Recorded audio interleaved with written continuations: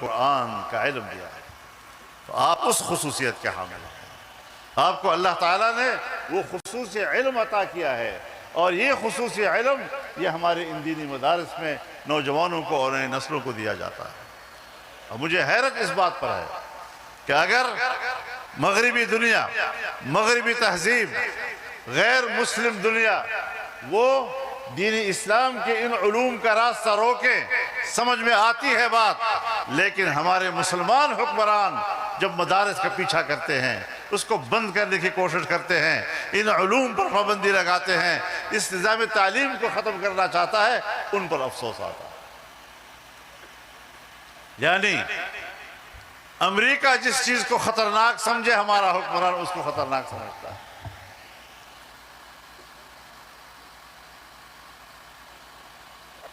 اگر امریکہ شریعت کو خطرناک سمجھتا ہے تو پھر ہمارا حکمران بھی اس کو خطرناک سمجھتا ہے۔ اب آپ مجھے بتائیں، لندن میں ایک میئر لندن کا کامیاب ہوتا ہے، وہ مسلمان، عادی مسلمان، پڑھا لکھا ایک مسلمان، اب لندن میں ہو اور بلدیاتی میئر ہو، وہ لندن میں کیا شریعت لائے گا، کیا شریعت اس کا مقصد ہوگا؟ بس انتظامی معاملات اس کے ذمہ ہوں گے، فنڈز ان کے ذمہ ہوں گے، شریعت کے حوالے سے اس کو کیا تصور ہے، کیا سوچ ہے۔ لیکن ٹرمپ کہتا ہے کہ میں اس سے نفرت کرتا ہوں، وہ شریعت کی بات کرتا ہے۔ اب نفرت کرنے کے لیے بھی بہانہ چاہیے اس کو، اور بہانہ کیا کہ شریعت جرم ہے اس کے لیے۔ اب جس عہدے کا شریعت کے نظام سے تعلق ہی نہیں ہے، جس عہدیدار کا شریعت نافذ کرنے سے کوئی واسطہ ہی نہیں ہے، محض ترقیاتی کام اور انتظامی امور کچھ ہوں گے، جس پر وہ پیسہ خرچ کرنے کا اختیار رکھتا ہوگا، لیکن چونکہ وہ مسلمان ہے، صرف مسلمان ہونا اس پر لفظ چڑھا دیتا ہے کہ وہ شریعت لگاتا ہے۔ میری نفرت اس لیے ہے، مطلب یہ کہ یہ اظہار کر رہا ہے کہ میں شریعت سے نفرت کرتا ہوں۔ اب اگر وہ نفرت کرے گا تو ہم بھی بتا دینا چاہتے ہیں کہ ہم بھی پھر تجھ سے نفرت کرتے ہیں، اور اپنے حکمرانوں کو بتانا چاہتا ہوں کہ اگر اپنی قوم میں مقبول ہونا چاہتے ہو، اپنی قوم کے لیے قابل قبول ہونا چاہتے ہو، امت مسلمہ کے لیے قابل قبول ہونا چاہتے ہو، تو مغرب کی پیروی مت کرو، دین اسلام کی پیروی کرو۔ لگتا ایسا ہے کہ ہم آج اس زمانے سے گزر رہے ہیں کہ جس زمانے کے بارے میں جناب رسول اللہ صلی اللہ علیہ وسلم نے فرمایا لَتَتَّبِعُنَّ سُنَنَ مَنْ قَبْلَكُمْ شِبْرًا بِشِبْرٍ وَذِرَاعًا بِذِرَاعٍ حَتَّى لَوْ دَخَلُوا جُحْرَ ضَبٍّ تَبِعْتُمُوهُمْ قالوا یا رسول اللہ اليہود والنصارى قال فمن؟ کہ ایک زمانہ آئے گا جب تم پچھلی امتوں کی پیروی بالشت بالشت اور قدم قدم اس طرح کرو گے کہ اگر وہ گوہ کی غار میں گھسنے لگے تو تم وہاں بھی ان کے پیچھے گھسنے کی کوشش کرو گے۔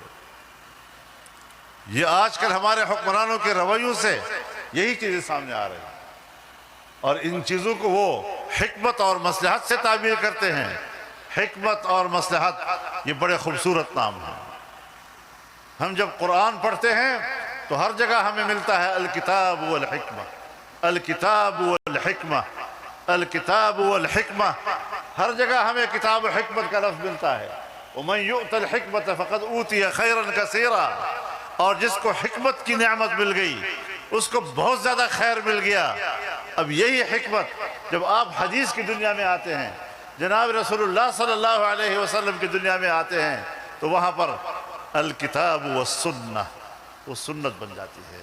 تو رسول اللہ صلی اللہ علیہ وسلم کی سنت یہ ہے وہ حکمت جس کا ذکر اللہ اپنی کتاب میں اپنی کتاب کے ساتھ کرتا ہے۔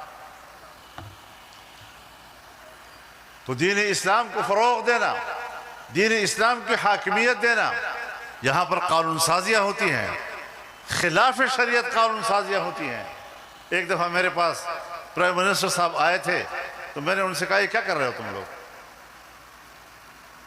تمہیں اللہ پر ایمان ہے، تمہیں رسول اللہ صلی اللہ علیہ وسلم پر ایمان ہے، آپ کی ختم نبوت پر تمہیں ایمان ہے، تم اس کا اقرار کرتے ہو، پھر بھی آپ کو یہ خیال نہیں کہ اللہ تعالیٰ کیا کہہ رہا ہے آپ کے بارے میں؟ ما كان لمؤمن ولا مؤمنة اذا قضى الله ورسوله امرا ان يكون لهم الخيرة في امرهم.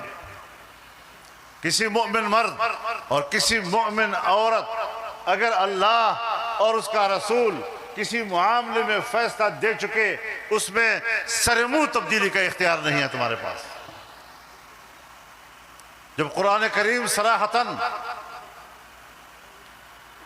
اعلان کرتا ہے کہ اللہ اور اس کے رسول کے فیصلوں کے بعد تمہیں اس میں تبدیلی کا کوئی اختیار نہیں ہے،